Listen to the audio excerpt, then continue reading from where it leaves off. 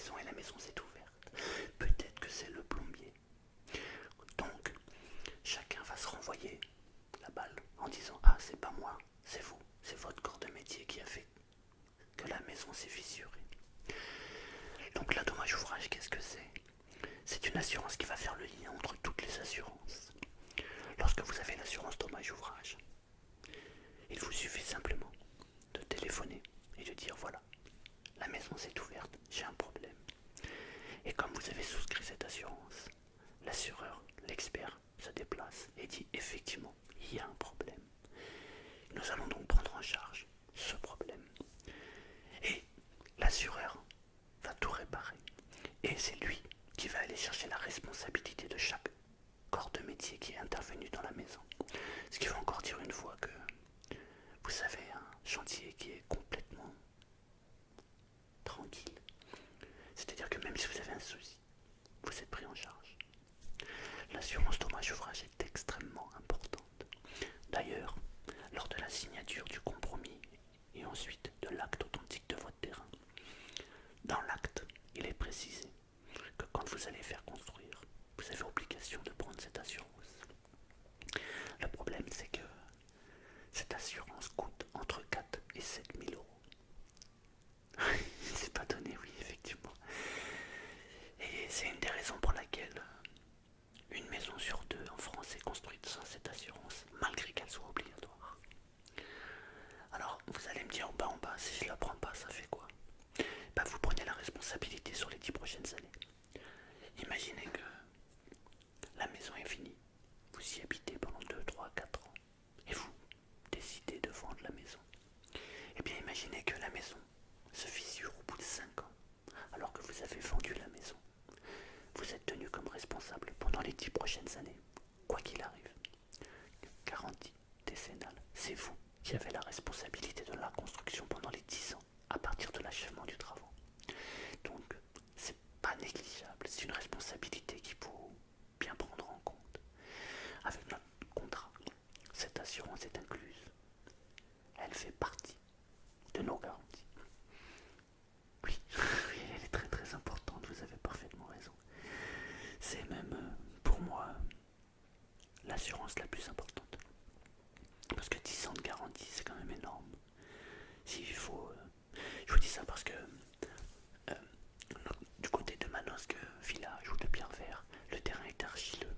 Et ben, là-bas, il y a des maisons où on rentre le bras à l'intérieur, tellement les fissures sont énormes. Ceux qui n'ont pas souscrit d'assurance là-bas sont très très très embêtés. Ceux qui ont souscrit une assurance sont tranquilles et sereins, tout simplement. Ensuite, une fois que vous aurez récupéré, en fait, réceptionné votre maison, vous avez aussi un certain nombre de garanties. Vous avez par exemple la garantie de parfait achèvement. Pendant 1 an, nous vous garantissons, en fait on s'engage plutôt à réparer toutes les choses qui pourraient être mal faites ou je sais pas, ou toutes les anomalies que vous pouvez constater. C'est une garantie que nous proposons en plus. Vous avez aussi la garantie de bon fonctionnement des biens d'équipement. Pendant 2 ans en fait, l'assureur paye les travaux des réparations et des désordres en fait sur les éléments d'équipement dissociables de la construction. On dirait une garantie de garantie, c'est pas faux. C'est vrai que quand on fait le calcul des garanties, on se dit mais c'est un millefeuille, on met une assurance sur une assurance sur une assurance sur une assurance. C'est vrai, mais n'oubliez pas que nous partons de rien, un terrain plat, et on va faire une maison. Alors il faut s'assurer que cette maison dure dans le temps et surtout il faut s'assurer que vous soyez tranquille et serein, tout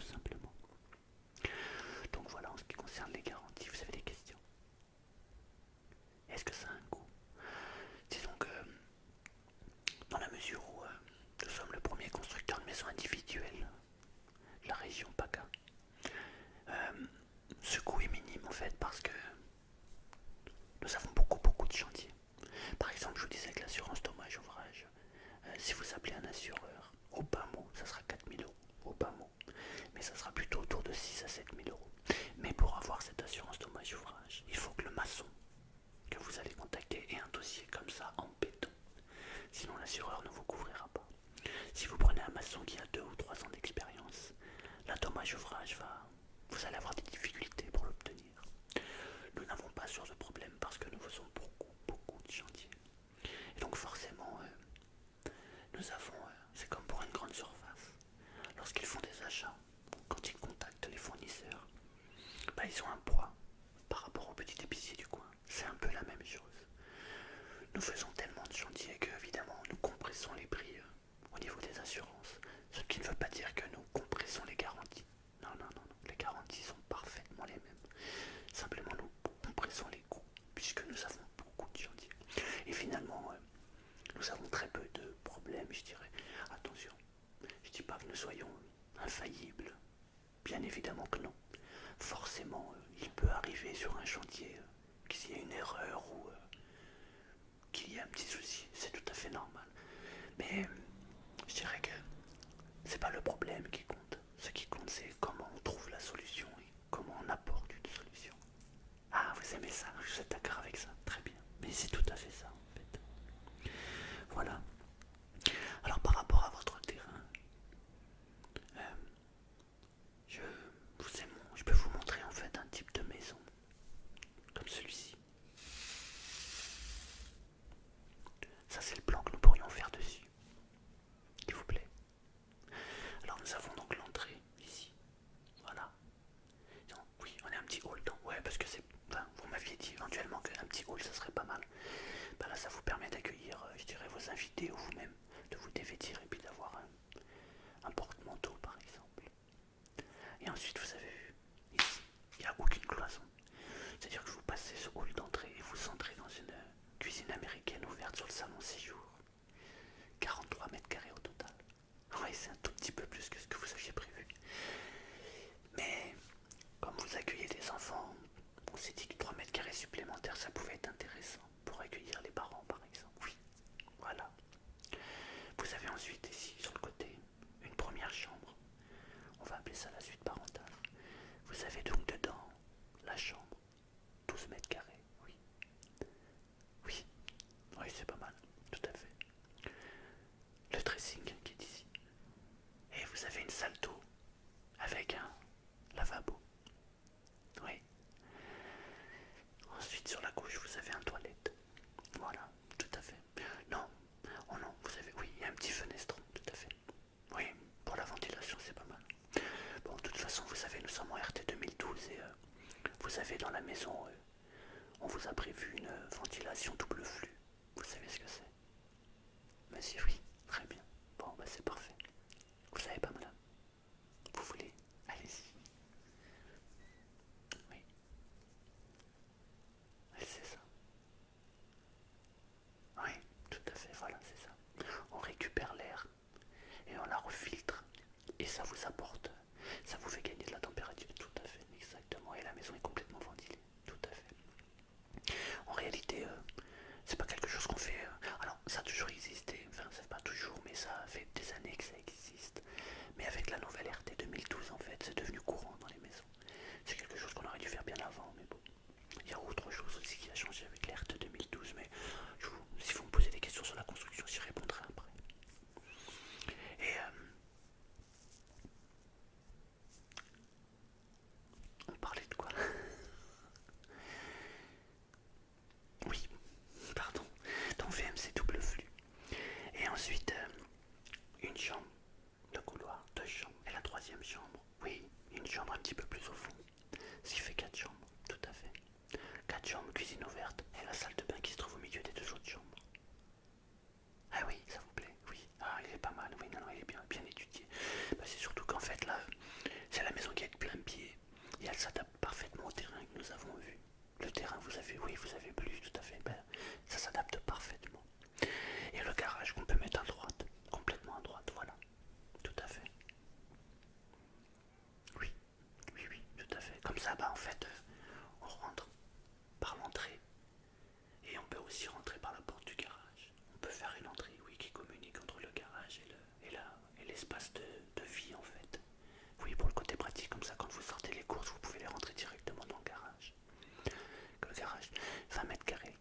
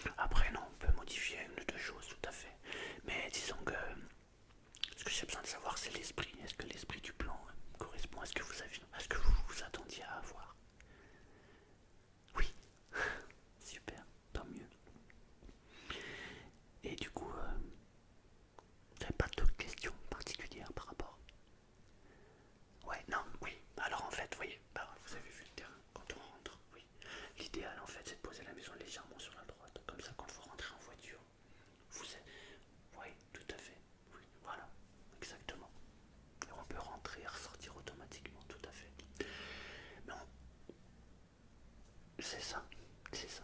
L'idéal c'est de la pousser un petit peu plus pour que vous puissiez rentrer les deux voitures et si jamais vous avez des amis, ils peuvent se garer devant. Tout à fait. Exactement. Oh, ça a l'air de vous plaire. Oui, c'est très très ramassé. Oui, très bien. On a bien travaillé alors. Oui, eh ben, tant mieux. Tout à fait. Et alors, la suite, de notre entretien, vous avez peut-être des questions sur la maison. Oui. Alors en fait, nous travaillons évidemment sur des maisons de qualité. Et nous travaillons avec des maisons en briques, des briques rouges de 32, oui. Bah, disons que la différence entre les briques et les agglos, les parpaings en fait, c'est que la brique est faite avec plusieurs couches. Ce sont des poches d'air en fait, et ça permet d'avoir une meilleure isolation qu'un aglo par exemple. Par exemple pour ce genre de projet, vu où est implantée la maison et vu l'ensoleillement, nous posons, donc vous savez comment on fait une maison, monsieur? Ouais, vaguement, d'accord. Alors en fait comment ça fonctionne? On prend le terrain, on va positionner la maison. Une fois qu'on positionne la maison, on fait ce qu'on appelle les fouilles. C'est-à-dire qu'il y a un tractopelle qui vient, qui creuse. Non, 30 cm c'est la base, mais on va un petit peu plus profond. On va à 60 cm pour que la maison soit vraiment bien assise. Oui, tout à fait, tout à fait. Donc on creuse. On va ferrailler tout le, toutes les fouilles. Donc c'est des tors, en fait, des tors de 12 qu'on va mettre à l'intérieur, partout, qui sont fixés les uns avec les autres en fait. Ça va faire qu'une seule structure. Ensuite on appelle la centrale à béton. On va couler du béton partout. On laisse sécher.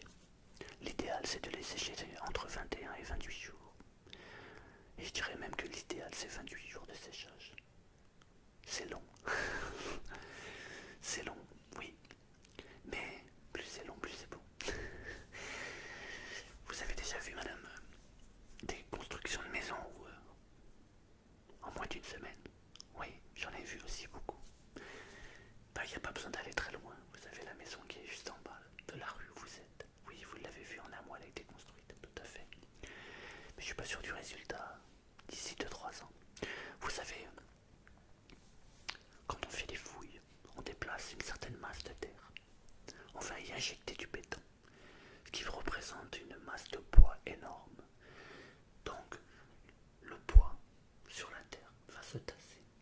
Si on construit la maison avant 21 voire 28 jours, le béton n'a pas le temps de sécher. Et ce qui va se passer, c'est que si on pose nos briques ou notre huile sanitaire sur la première, sur les fouilles, et bien ce qui va se passer, c'est que ça risque de se tasser. Et c'est ce qui fait qu'à un moment donné, on a des lézardes sur les murs et des fissures. Donc on préfère être prudent. De toute façon, comme je vous l'avais expliqué, une construction, c'est entre 12 et 18 mois. Alors même en respectant les temps de séchage, qui sont de 21 à 28 jours, on est largement bon dans les temps. Mais encore une fois, nous voulons que vous soyez pleinement satisfait et que vous soyez serein, non pas pour les 2 ou 3 prochaines années, mais pour les 20 ou 30 prochaines années. Voilà. Alors il vaut mieux prendre un peu plus de temps sur ça. C'est la base de la maison, madame. Exactement. Exactement. Tout à fait. Alors une fois qu'on a posé la semelle, on va poser les outils en fait en polystyrène. On va poser la ferraille et on va couler le plancher. Donc on va monter un vide sanitaire. Donc là, vu le terrain, on va mettre 60 cm, ça suffit largement. Attention, un vide sanitaire, ce n'est pas habitable et on ne peut rien en faire. C'est uniquement pour intervenir sur la plomberie, éventuellement l'électricité, uniquement pour ça. On peut stocker 2-3 choses, mais c'est pas fait pour en faire un atelier, parce qu'on l'a déjà vu. Mais s'il se passe quelque chose en dessous de la maison, c'est de votre responsabilité, il faut faire très attention à ça. Il est préférable de faire une mezzanine dans le garage que de travailler sous le vide sanitaire et de faire beaucoup de stockage. Oui, oui, j'ai vu en fait une maison où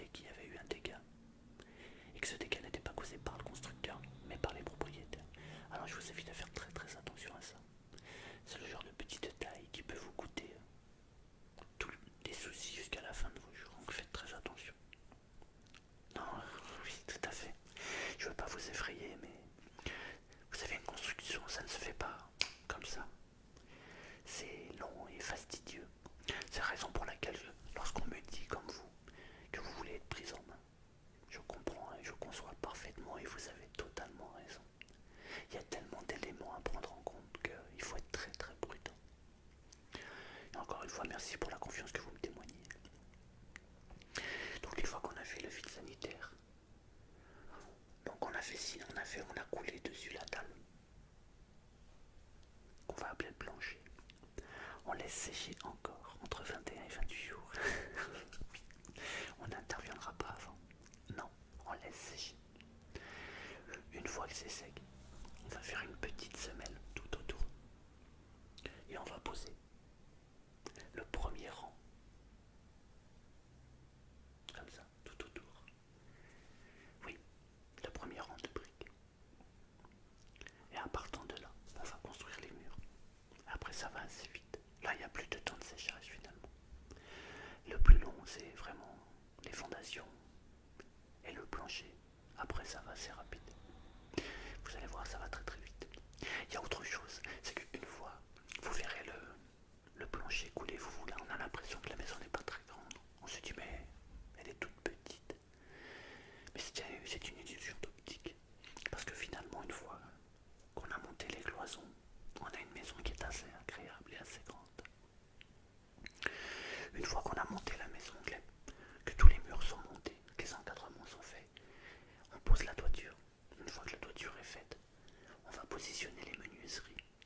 Alors aujourd'hui, nous sommes en RT 2012 et nous allons isoler complètement les murs intérieurs. Alors il y a deux possibilités. Soit on met un enduit intérieur pour ne plus qu'il y ait aucune entrée d'air à l'intérieur de la maison, ou alors on met un film protecteur. Nous avons opté pour l'enduit. Voilà, c'est un enduit qui verra, il est bleu, un enduit bleu, oui. On va calfeutrer les fenêtres. Parce que pour la RT 2012, le plus important, c'est qu'il n'y ait pas du tout de trou ou d'entrée d'air avec l'extérieur. Donc vous ne pouvez pas percer les murs. Pas possible.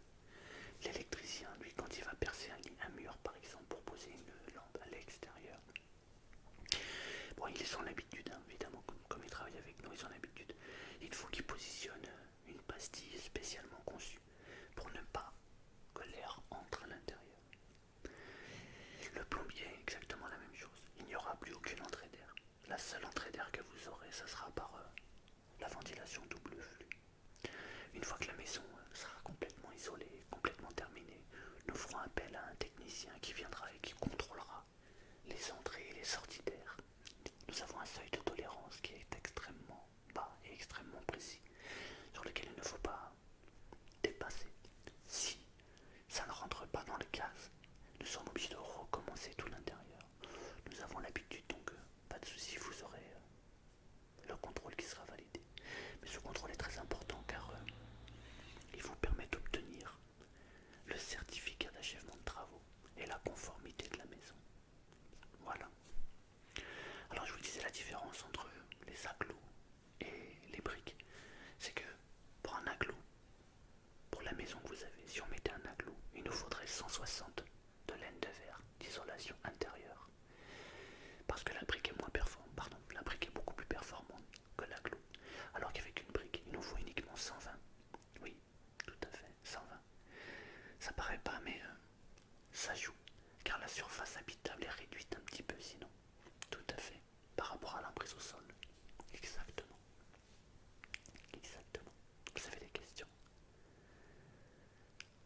La plomberie, non, non, au niveau de la plomberie, ce n'est pas du cuivre, non. Non, non, c'est les canons, oui, voilà, c'est ça, ce sont les canons, oui, bon, en plastique, oui, c'est ça, tout à fait, c'est ce qu'on appelle du PER. Bah, disons que c'est beaucoup plus maniable, et puis c'est beaucoup plus pratique, c'est très facile à utiliser, et ça a une durée de vie qui est extrêmement importante. Vous auriez préféré le cuivre? Ah, mais ça ne se fait pratiquement plus. Tiens, je vais vous donner une petite anecdote. J'ai acheté une maison ancienne que j'ai rénovée, que je loue maintenant, et j'ai changé la plomberie. Et j'étais très sceptique. J'ai fait venir deux plombiers. Le premier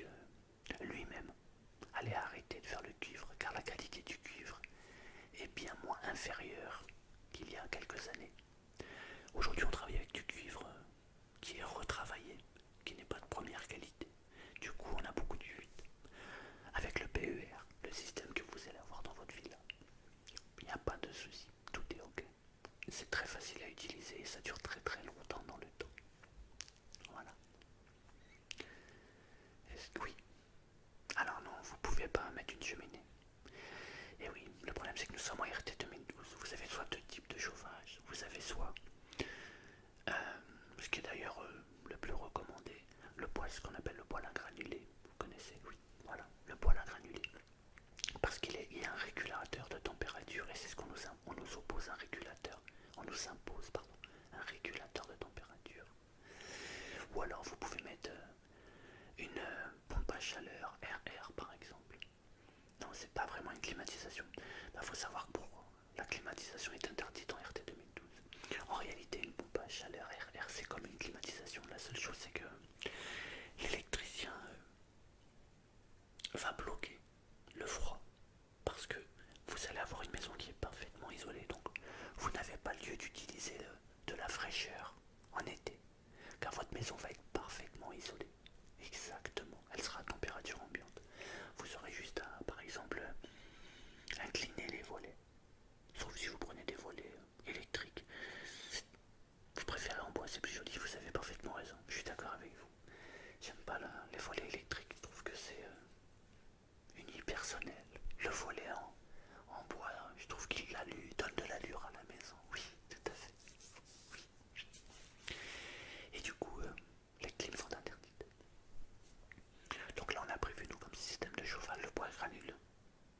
À votre sœur en a. Oui, elle est contente. Et bah tant mieux. Oui, c'est un excellent chauffage. Tout à fait. Tout à fait. Donc voilà comment va se passer la construction. Ensuite, en termes de coloris de carrelage, on va vous proposer, vous viendrez donc à notre showroom et on va vous proposer plusieurs choix, plusieurs teintes. Il y a plusieurs possibilités en termes de carrelage. Évidemment, toutes les plaintes sont prévues. Non, elles ne seront pas en bois, elles seront en carrelage, pareil, tout à fait. Ensuite, nous avons les différents types de finitions. Pour la faïence de la salle de bain, par exemple. Oui, tout à fait. Il y a plusieurs possibilités, plusieurs. Vous pourrez les choisir, tout à fait. Tout à fait. Alors, vous avez des questions par rapport à la construction? Non, tout est ok. Super. Donc, si vous voulez bien, on va faire le point sur un petit peu tout ce que nous avons vu. Le projet que vous avez là, vous aviez dit que vous aviez un budget global de 200 000 plus 10 000 pour les finations, donc on ne va pas compter ces 10 000 euros. Oui, oui, on peut rentrer, tout à fait. Ce projet-là, tel qu'il est là, avec le terrain que je vous ai montré, nous pourrions conclure, non pas à 200 000, mais à 198 000 euros, avec le terrain, les frais de notaire, les frais d'agence du terrain, la maison avec le plan que nous avons vu là, et le garage. Et les 10 000 que vous avez en apport vous serviront pour faire la clôture et les petites finitions. C'est un projet global. 192 000 euros, terrain inclus. Qu'en pensez-vous? C'est parfait. Et bien tant mieux. Je suis très content parce que vous allez avoir une très jolie maison et vous allez être bien pris en main. C'est vrai, tout à fait. Merci. Alors, vous le savez, comme dans tout acte, tout commence par la signature d'un contrat qui définit évidemment tous les accords et évidemment aussi nos obligations. Et le contrat que je vais donc vous présenter, évidemment, il s'inscrit dans la loi du 19 décembre 1990 du contrat de construction de maison individuelle, comme je vous l'ai dit tout à l'heure. Et il reprend tous les termes, tout ce que nous avons vu et tous les matériaux que nous allons utiliser.